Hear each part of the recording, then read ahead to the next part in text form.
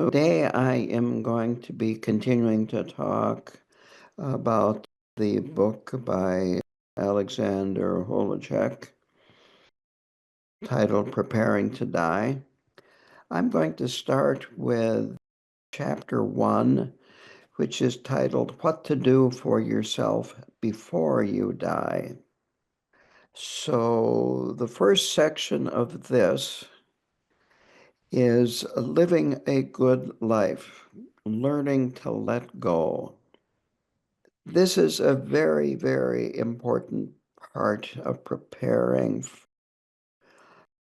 for our own death and to prepare for working with other people that are going to die. Whether we are alive when they die or not is another question. But it is to lead a spiritual life, a genuine spiritual life. He says we die much the same way that we live. A few years ago, I gave a book class about spiritual materialism by Chogyam Trungpa Rinpoche, and this came to mind that it's easy to think that you are living a spiritual life, but sometimes ego creeps in and convinces us that we're really more spiritual than we really are. So it's important to, you might say, check from time to time to see how you're doing and make sure that you're going in the right direction. A good life will generate momentum, which is propelled by good karma, and that will lead to a good death. He says, good karma will take good care of us when we die. Bad karma will take bad care of us. That's an important point. Watch what you do, and when you do things that you regret, then do purification. We all do things that we later realize it would have been better if we hadn't done it. And so that's why we purify things. And so a good day-to-day life will include honesty, love, compassion, less selfishness, and this will lead to having a good death and ending up in a good place when we pass through the bardo. And he says love is the key. Now, karma is basically habit. And these habits are built up little by repeating things over and over again. And Khenpo Karthar Rinpoche explained it this way, and that is that we don't go from having bad habits to having no habits, that there's an intermediate step, and that is developing good habits. But a highly realized being and a Buddha will have no habits, that it's all spontaneous. But we're doing very good if we can increase our good habits, lead a good life, then we will be led by the momentum of our habits to a good, again, rebirth, perhaps even in a pure land. And he lists here some other qualities of a good life: virtue, faith, generosity, honesty, love, compassion. And of course, practicing bodhicitta is another quality of leading a good life. Bodhicitta, you have relative bodhicitta, which is aspiration to travel the path for the benefit of all beings. And then there's engagement bodhicitta, was actually doing practices to travel the path Shantideva compares them to looking at a map and being on the path, walking, traveling. And then absolute bodhicitta is emptiness. I'm not going to talk too much about this at this point about emptiness, but so being motivated to travel the path, to benefit others, having this motivation, you can't go wrong. He then talks about selfishness versus selflessness. And of course, a bodhicitta is emphasizing selflessness, being motivated more by what is beneficial for others. It doesn't mean that you neglect yourself. That also is an important point. We are not Milarepas that can go off and let go of all our possessions and wander around from cave to cave. I don't think you would get very far in town begging for alms with very little clothes on. And people aren't going to come to your cave and make offerings to you in this country. But the idea is to have less involvement in satisfying our endless needs and more involvement in thinking about others. He defines bodhicitta simply as a heart filled with love and compassion. So train in bodhicitta, he says, and the benefits are that this is the essence of a good life. It's the best possible habit to have. It will purify negative karma and accumulate positive karma. It will give meaning to one's life. Holding bodhicitta in your mind is the best way to die because it'll carry you through the bardos. Tenga Rinpoche is quoted, even though it may appear to be a worldly activity, if you have the attitude of bodhicitta, then it is the practice of Dharma. Now, the next section is learning to let go. And this is very important. This is learning to let go of our attachments while we are alive. This is really the basis of a lot of the practices that we do, our Buddhist practices. And that this subject will come up over and over and over again in this book.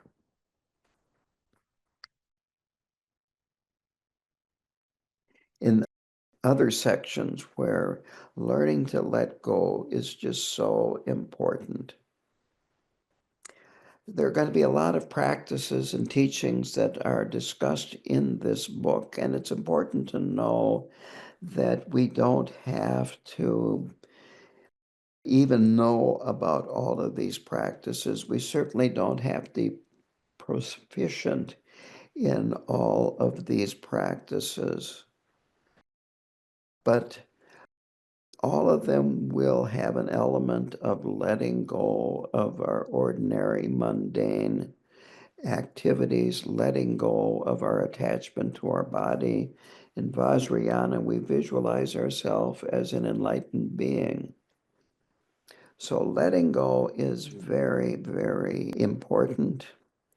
And as he goes through these practices in the book, they're going to start with very simple ones like meditation, and then they're going to be getting more and more esoteric. I mentioned this in my Sunday talk, esoteric, and that means very technical, and not a lot of people know exactly the details. Sunday, I compared it to esoteric Vajrayana Buddhism, said it's self-secret. It's a bit like If we're not ready for it, we will not understand the words. We'll misunderstand the words.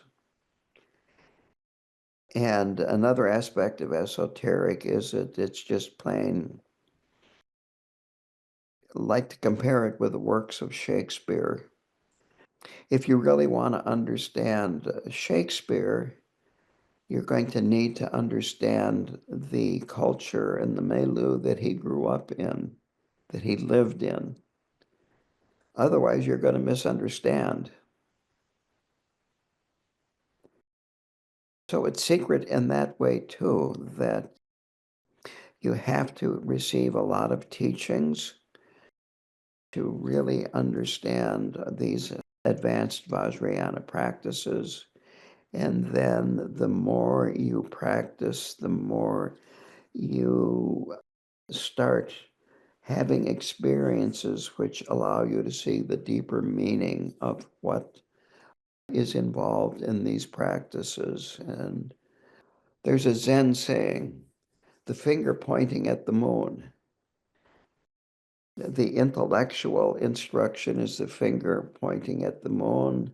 The realization is you quit looking at the finger and see the moon that the finger is pointing at. So I'm going to leave that at that point. Now, what's most important is the quality of our practice and our confidence, our faith in it. And I feel personally that in the West, a lot of times we don't have faith in Buddha nature, our own Buddha nature. We think that somehow or another there's something fundamentally wrong with us. Many, many, many years ago, I read a quote of Kalu Rinpoche's that I can only paraphrase now. It went like this: the truth is right in this very room right now. And since all of you are in your individual rooms, I'm going to modify this paraphrase to say, it's in the room you're in. The truth is in the room you're in. The truth is you are the Buddha. But for those that are not easily convinced of this, we have Vajrayana with all these complicated mandalas, deities, visualizations, da da da da da da da. But if you're easily convinced, you don't have to do any of that. So having confidence in our own Buddha nature is really an important factor here.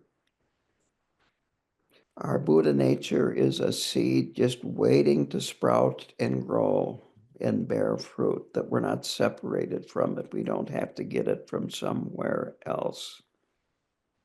He has a quote in here from Graham Coleman, who was the principal editor of the first complete translation of the Tibetan Book of the Dead.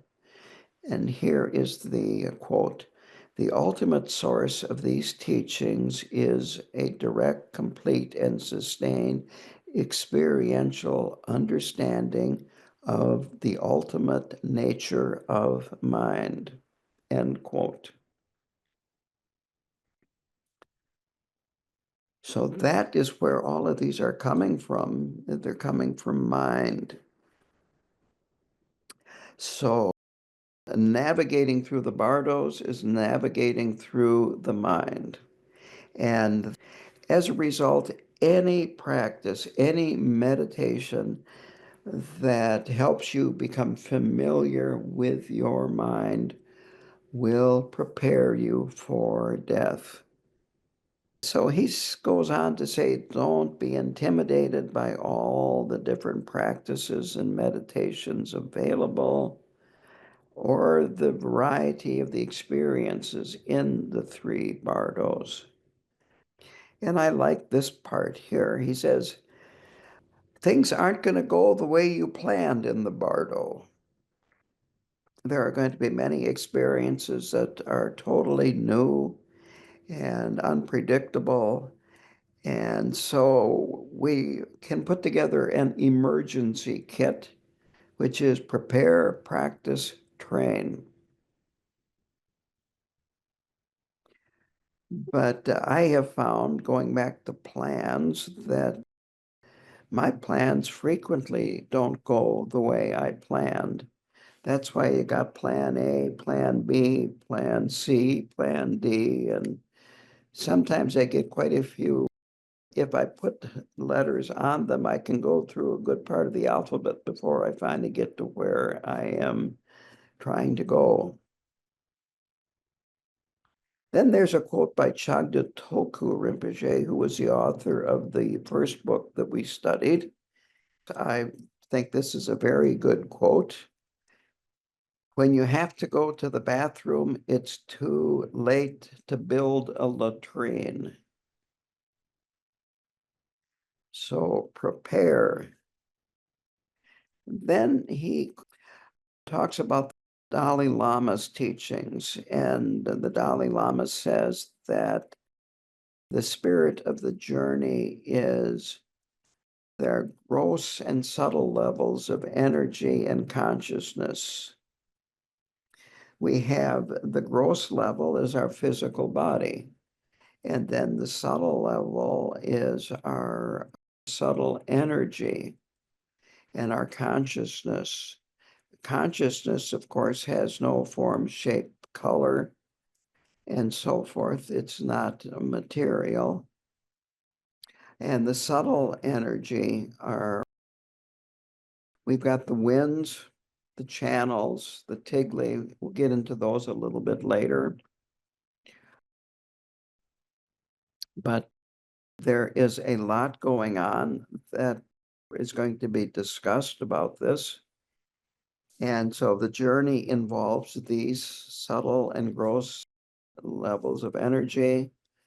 There is the profound inner meaning, which is a book teaching.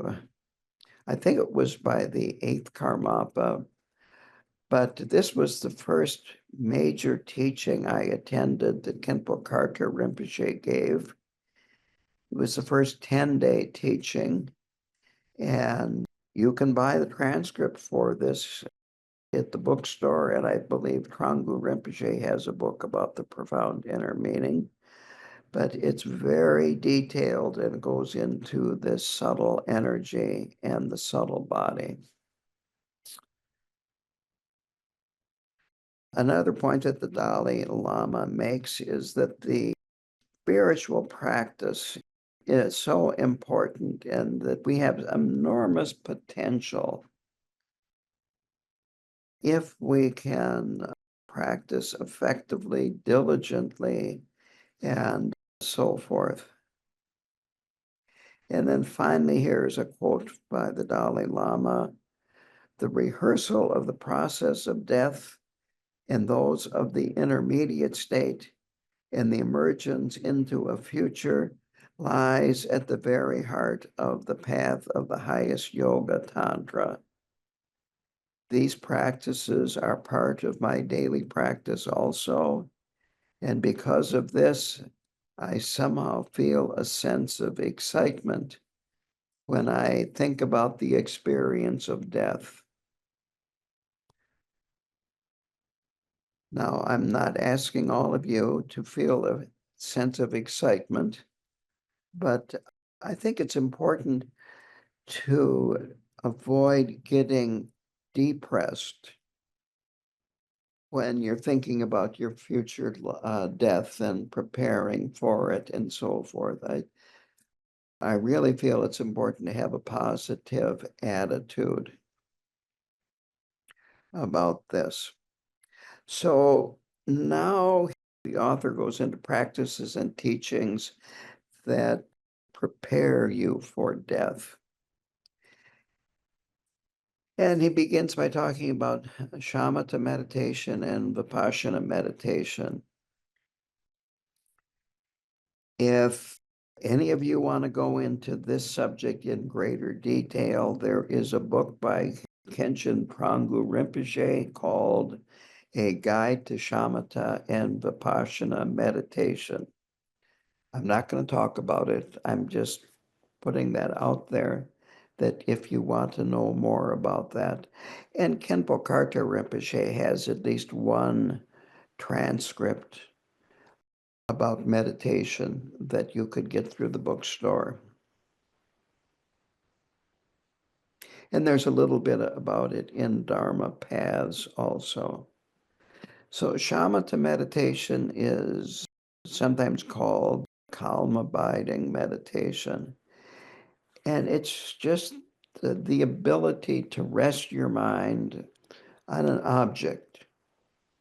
And we usually rest the mind on our breath. Our breath, if we're alive, it's always there. We don't have to search somewhere else for an object to rest our mind on.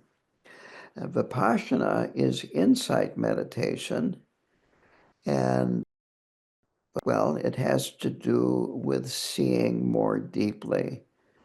Shamatha pacifies the mind. Vipassana allows us to see the mind. And see is just a metaphor. Because actually, when you experience the mind, you can't see anything. Because the mind is formless.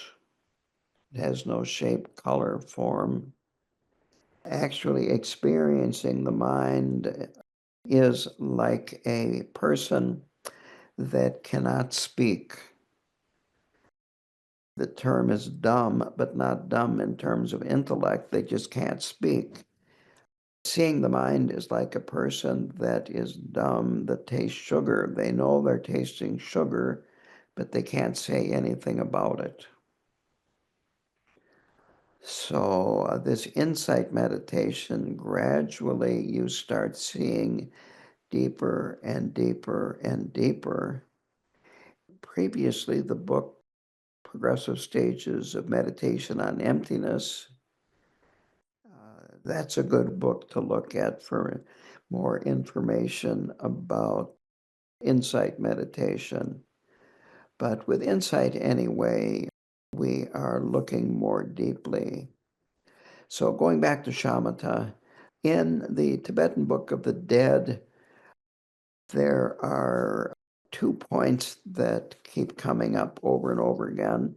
And one is do not be distracted, and that refers to shamatha meditation.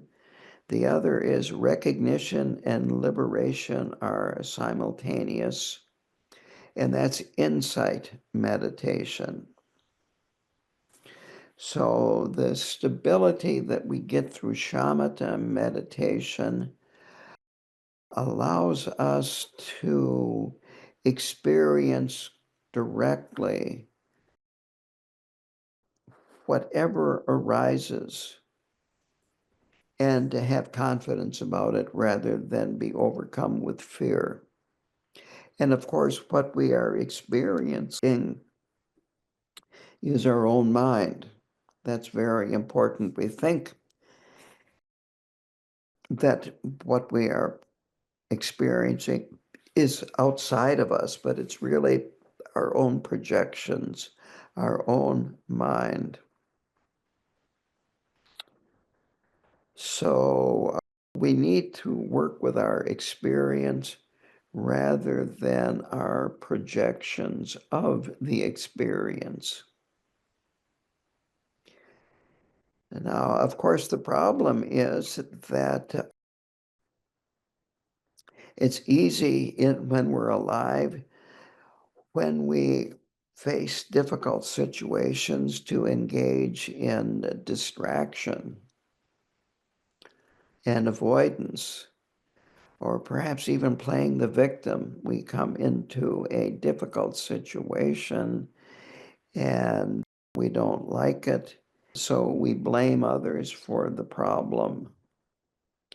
And the problem with blame is we totally give up our ability to work constructively with a situation. We're saying, I have nothing to do with it. It's the other person's fault. Well, this doesn't work very well in the bardo. It won't get you anywhere. Actually, it will get you somewhere in the bardo, but you don't want to go where it gets you. Another thing that we do in life is we just engage in distraction. It never ceases to amaze me how much time you can spend on social media. And I posted a couple of posts on Facebook last night, but it's endless on just social media. So mindfulness is a powerful preparation for death because that mindfulness goes with us through the dying process and into the bardo. And the essence of mindfulness is being present completely and thoroughly. Trungpa Rinpoche would say, if you listen, you might hear something. If you look, you might see something. Mindfulness is like putting your camera lens on zoom, and you zoom in and you start seeing the details. So mindfulness will help our mind stay stable during the bardos.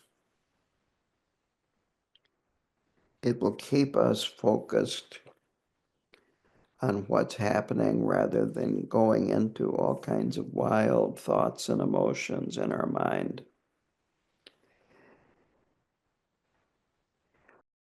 He says one of the best preparations for death is learning to accept what is going on and to be fully present.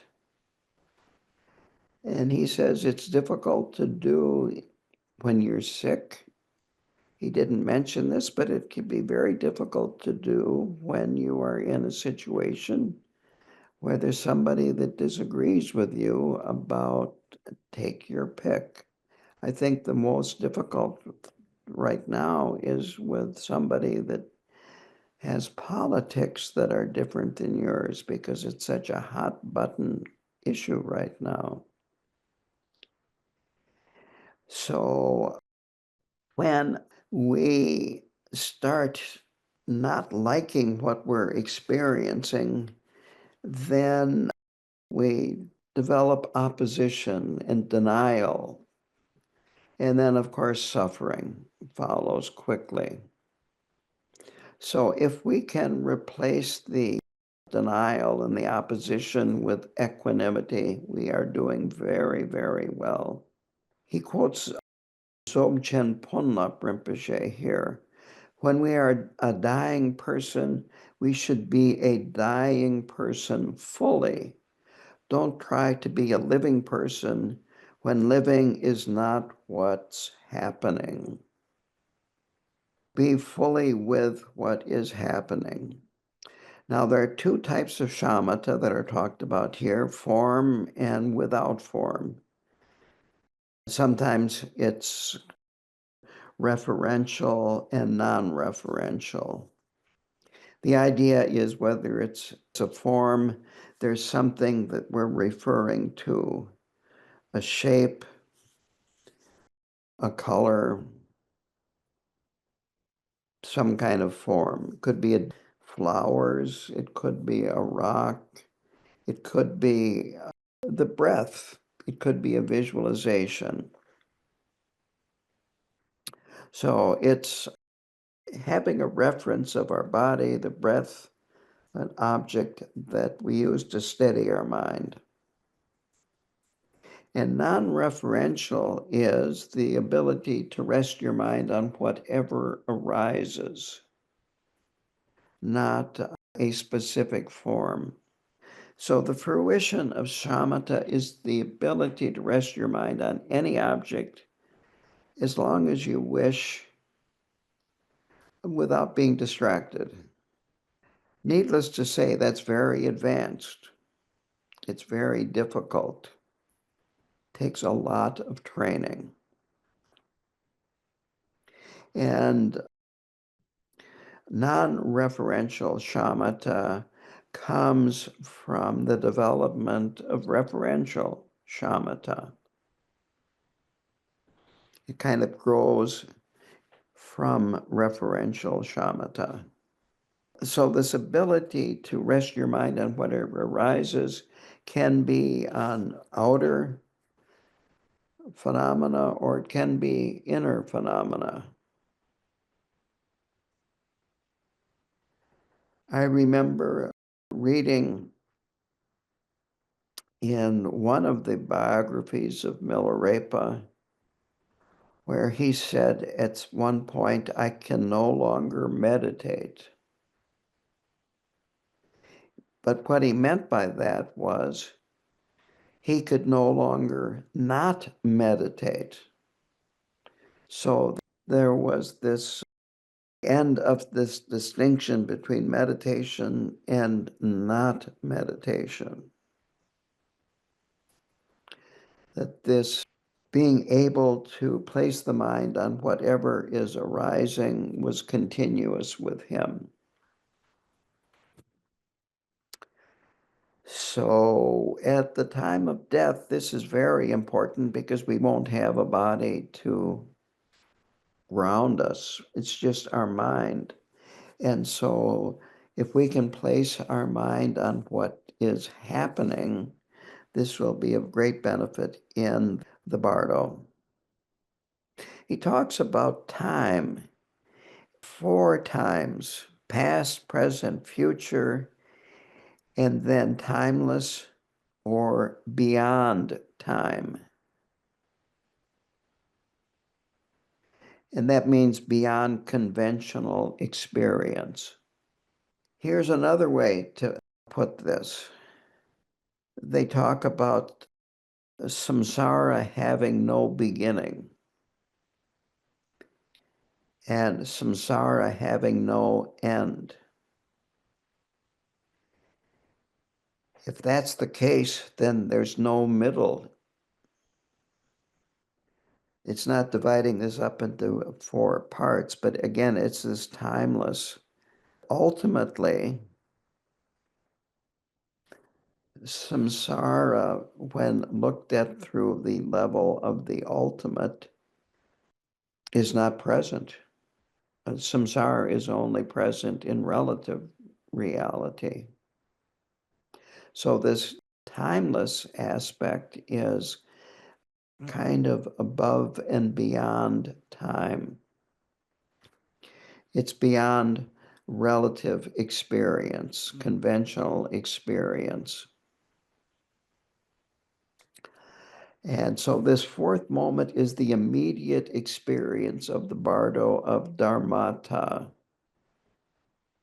And this is that moment when it's also transcending space.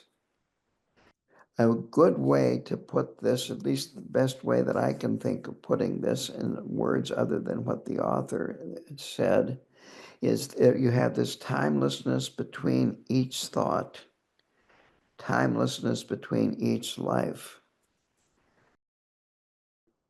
And the way we can get, you might say, at least a glimpse of this experience would be when you're doing sitting meditation and you have the experience of the thoughts slowing down. And there is a little bit more space between the end of one thought and the arisal of another thought.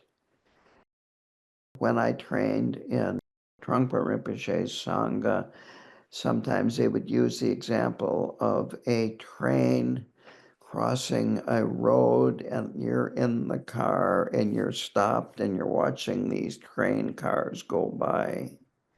And then the train slows down and instead of being a blur, you start seeing a little bit of space between the present car and the one that comes next. And as the train slows down more and more, you start seeing or experiencing more space. And that's what's being talked about here with shamata. As your practice deepens, it doesn't mean that this is going to be your experience during a whole session. You might just have a very short period of time when you do have this experience of more space between the thoughts. But you start seeing the space, and this is the beginning of experiencing timelessness. And it takes a lot of training and patience and diligence to have this kind of mindfulness and being present. So simplicity and relaxation, the author feels, are very good instructions for the bardo. Now, Lama Karma brought this up when he was here teaching, and he said that Trungpa Rinpoche said this: never forget Hinayana. In other words, as you progress in your practice and develop practices that are more complicated, Vajrayana and so forth, you still do not put Hinayana training aside. Then he quotes Naropa, and Naropa says, since the consciousness in the bardo has no support, it is difficult to stabilize mindful intention.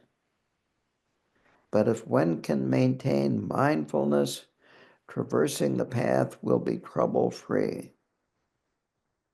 Meditating for one session in that intermediate state may be liberating. So that's how he completes the section on shamatha. Next is vipassana meditation. So quoting Trangu Rinpoche here at the beginning, the function of vipassana is to look at the nature of the mind, to realize the nature of phenomena in the world. Vipassana is also clear seeing. It allows us to see the mind. It allows us to recognize how the mind works. And this then helps us relate skillfully to our mind. And we have to do this in the bardo because, quote, that is all there is in the bardo. That the bardo is just the display of the mind.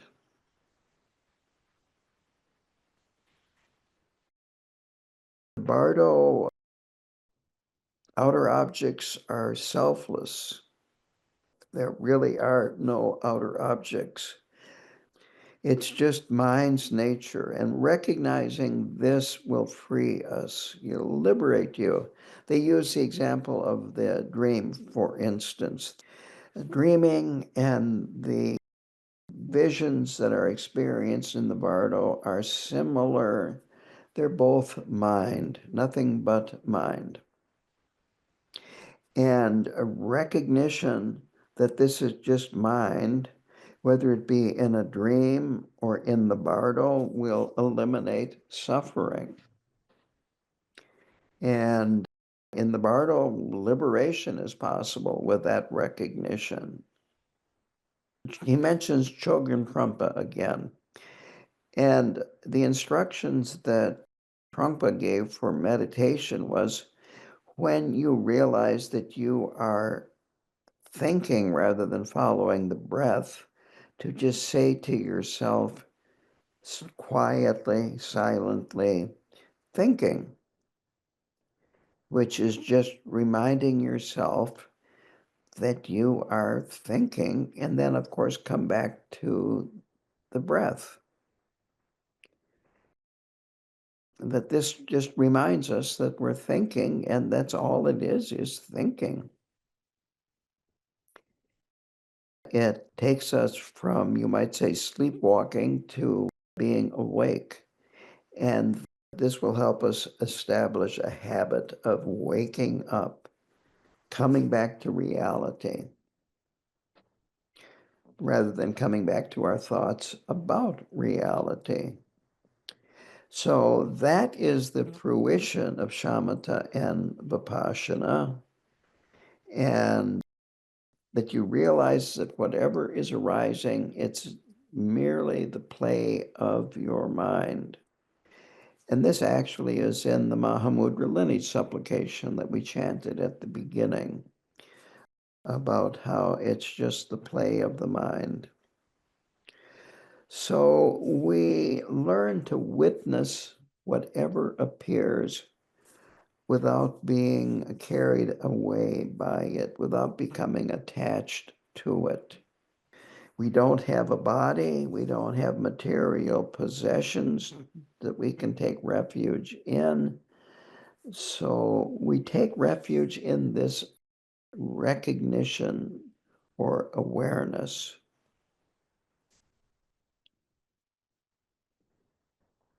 Now, next, he goes into the 4 reminders.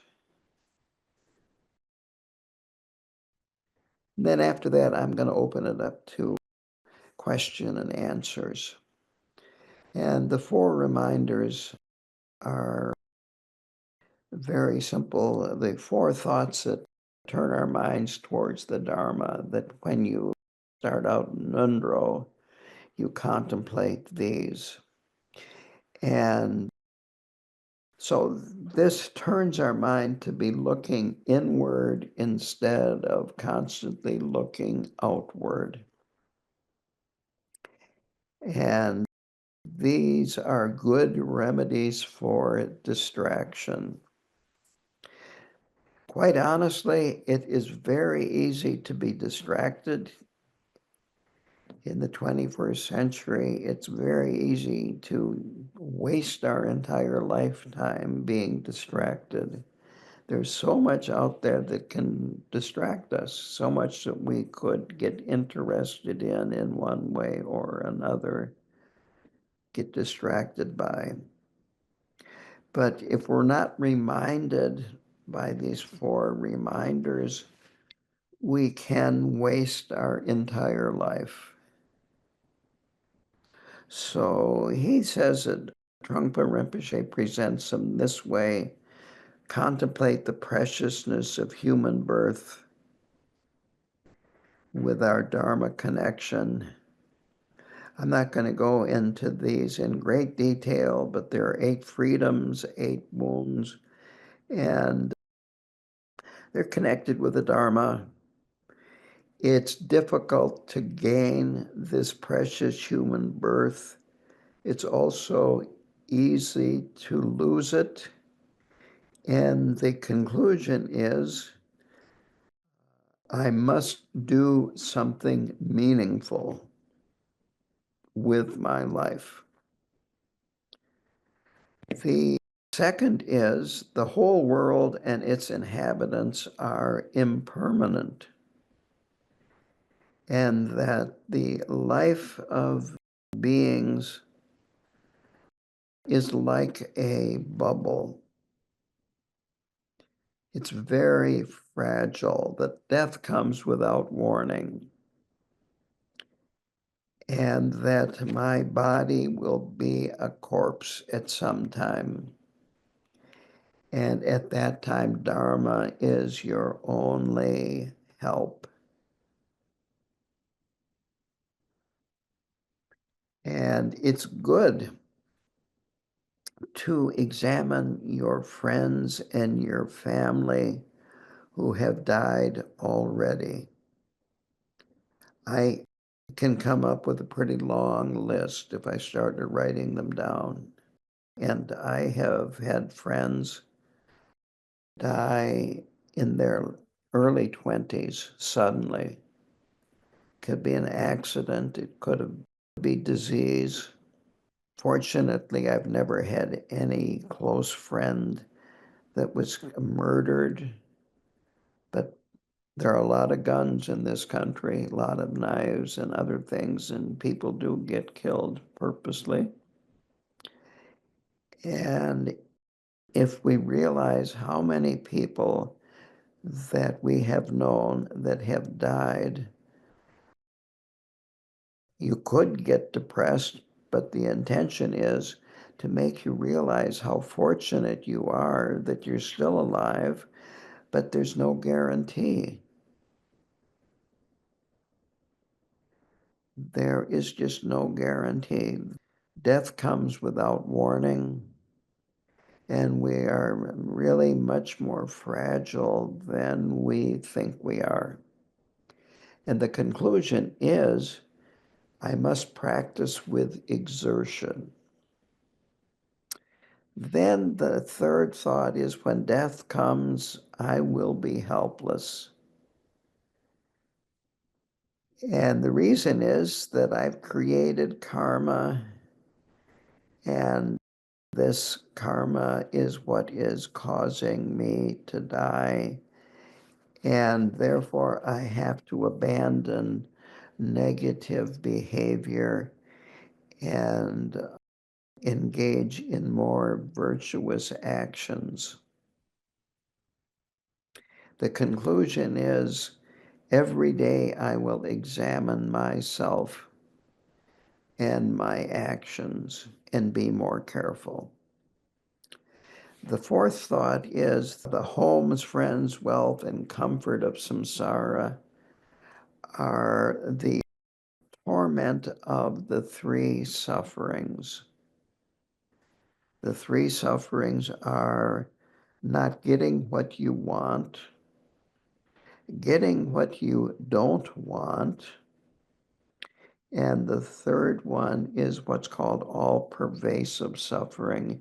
And you could say uncertainty, anxiety, the fear of the unknown. It's all pervasive because we really don't know what it's like to be free of it, because we're never free of this all-pervasive suffering. So, to go on, just like a feast before the executioner leads you to your death, that is the present pleasures that we experience. The conclusion is, I must reduce and eliminate desire and attachment and attain enlightenment through exertion. Contemplate these until your mind turns. And here are signs of the mind turning. You give up hope for samsara. You see samsara as an imposter. Samsara is cyclic existence, and not only that, but it's permeated with suffering. That in samsara, I talked about these three sufferings, and whatever pleasure we have, it does not last. And then here is a quote that comes from outside of Buddhism, but it sums it up quite nicely. You get what you want, but it doesn't last, or at least not for very long. We can all remember times when we have been very happy, but all of those are now in the past. We're just remembering them.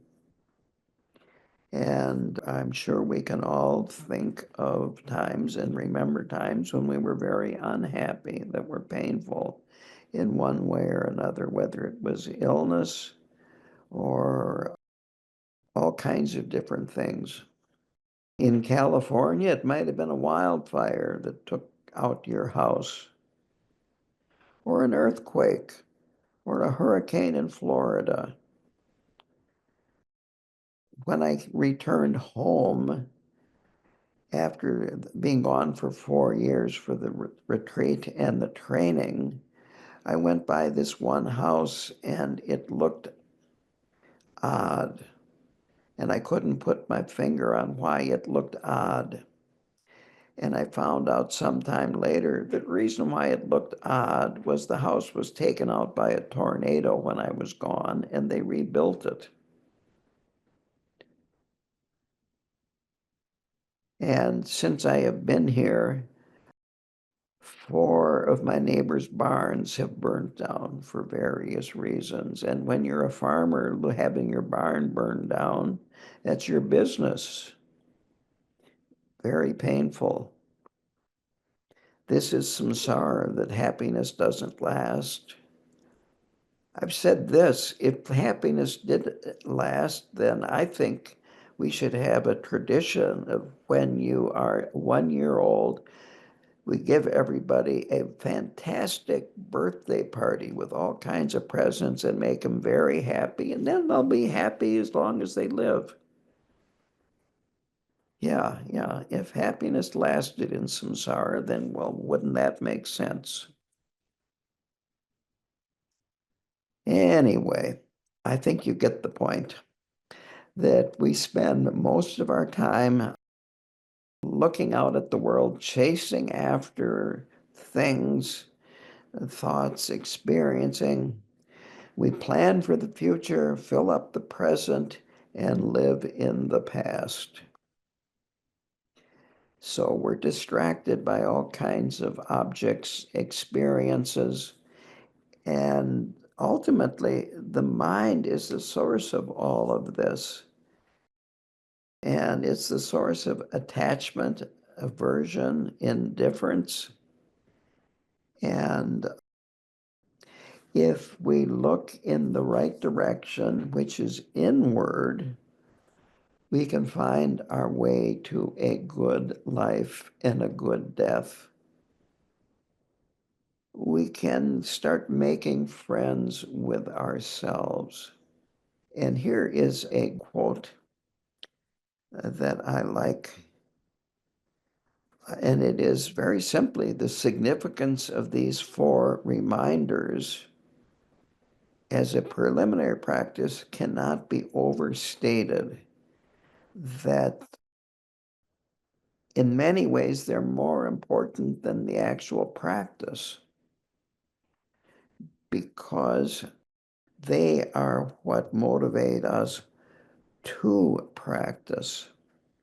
Again, he says, if we could understand their meaning, 50% of the path to enlightenment would be complete. Now, I do have an argument with this, and that is, how do you determine where the halfway point is on a path to enlightenment? But that's just a personal thing. We could have a discussion about this after I'm done with this part of the talk. But anyway, these contemplations, they develop a revulsion for our conditioned appearances. They point out the futility of being fixated on outer appearances. They help us, our awareness, focus inward on itself rather than outward objects. And they help turn our mind away from temporary gratification and direct it towards authentic gratification. So here's another list of 4. He says these 4 thoughts remind us of the preciousness of human life. We are going to die. Karma follows us everywhere. And samsara is a waste of time. So memorize these thoughts, use them to focus your mind on them, and that these will add wisdom to everything that you do. That's a very important point. Why not develop some wisdom? So oftentimes then denial is a big problem. I like this quote: "We doubt the one thing that is not open to any doubt at all." We doubt that we're going to die.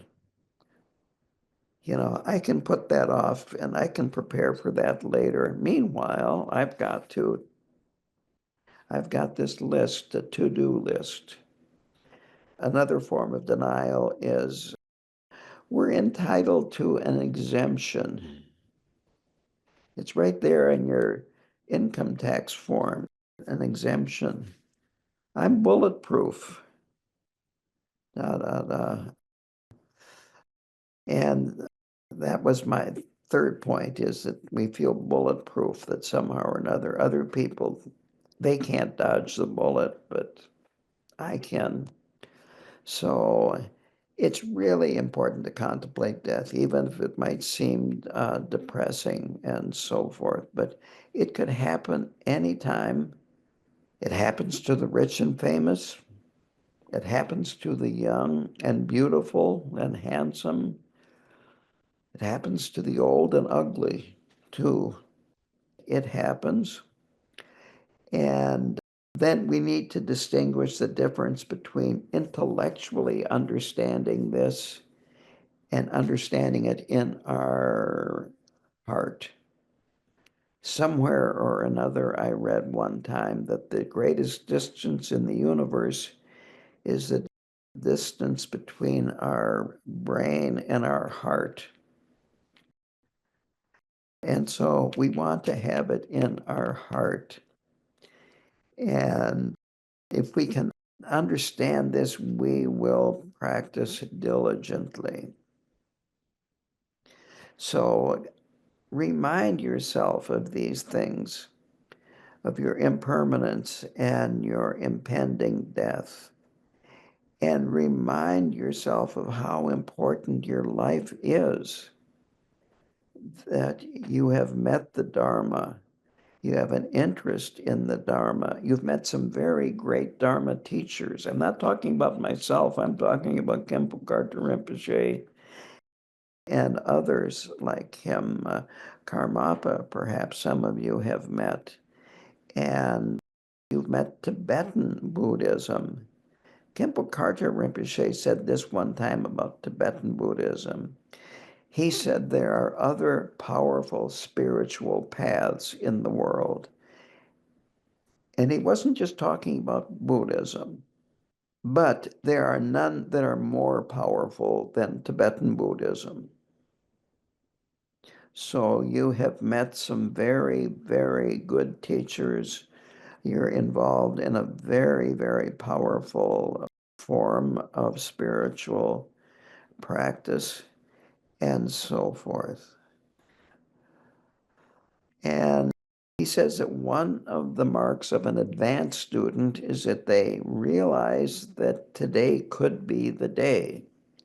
According to my clock here, I've still got 4 hours and 10 minutes to survive this day. And he says, and I like this too, I like the way he writes some of these things. The ignorant spend their lives, the wise invest, meaning they gather the two accumulations. These things go with us through the bardo and they pay off very well. So there are cultural differences, which I find very interesting. My grandmother owned a funeral home. She was a funeral director, and growing up as a boy, I would visit her, and she was a widow, and so frequently it meant that I would see her at the funeral home. And when you're at a funeral home, there's corpses. So at a very early age, I was used to seeing corpses, but of course they'd been embalmed. And a good compliment to tell a mortician is, he looks better dead than when he was alive because they make them look so good. Take away the wrinkles, give color to them, do their hair, makeup, put nice clothes on them and so forth. Now they do more cremations, but anyway, yeah, I would see these corpses, but they were looking pretty good compared to a dead person. My first summer job after high school was working at the mortuary, and that was part of my job was to go to the hospital morgues and pick up the corpses. The idea is that in America, these funerals, a lot of them are almost, well, they're not really fully facing death. I presided over and I don't know if funeral is the right word for it. This business only did cremation, and on their sign on the road, on the street, excuse me, the biggest word was life. And it was celebration of life. And so the service, quote unquote, was held in a room with round tables, where individual tables, not in rows or pews, just round tables, and people sat in them because later on we would eat. And so I got up, the woman was Buddhist, and I said some prayers and so forth, but other people got up and, just said things about how their relationship was or stories about the person that had died and so on and so forth.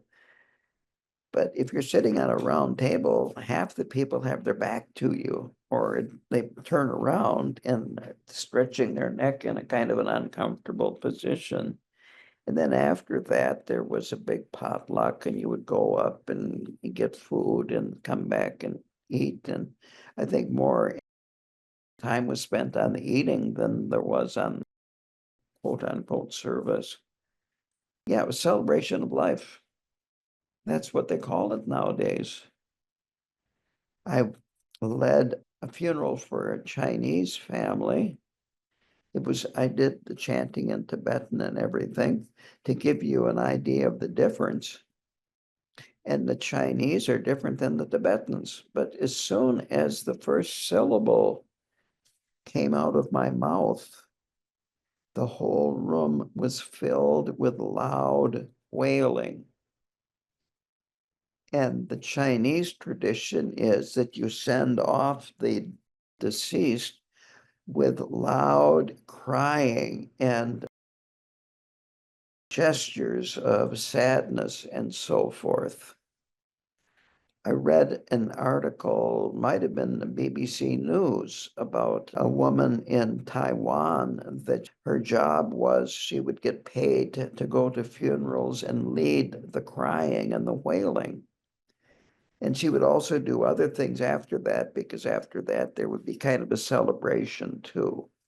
As she said in the article, well, people have been crying so long, they've kind of lost their energy to cry. And so I just help them renew their energy to cry and wail. So it's interesting, the cultural differences. Going back to the book, he says that in America, death is un-American. Yet we grieve, we're sad, we can become depressed, we can even feel that way about losing a pet. So later on in the book, we're going to talk about grief and loss. Finally, I'm going to finish this up and open up the Q&A here. So the Buddha, his last teaching was when he died, his parinirvana. So these four reminders, they leave us more grounded. They allow us to have more meaningful actions of body, speech, and mind.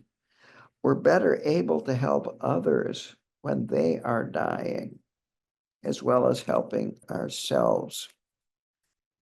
It's important. He mentioned at the end that sometimes dying people are jealous of those that they're leaving behind, the ones that are still alive. Why is it so unfair? Why is it me? And it's important to remember, we all die, that impermanence is impermanence. It means impermanence. You're not above the law of impermanence, and we all suffer.